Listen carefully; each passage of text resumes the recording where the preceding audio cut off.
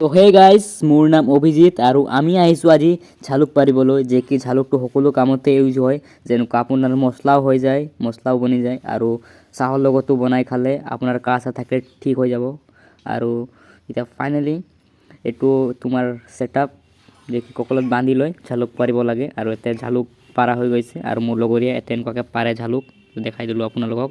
আৰু ফাইনেলি মোৰ ছেটআপটো ফিটিং কৰি ল'লোঁ মই।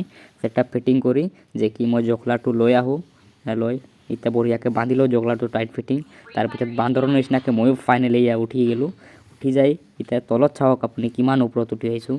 আৰু এনেকুৱা ভালকৈ টাইটকৈ ধৰি ল'ব লাগে। আৰু এইফালে এজন উঠি আছে মোৰ লগৰীয়া। তো হে গাইজ দেখক, এইফালে ঝুলি আছে নুম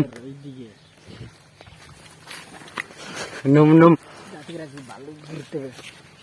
তো মোক মাতিলে গাইজ, পৰিব খুজিছিলে, আহি গ'লোঁ হেল্প কৰিবলৈ।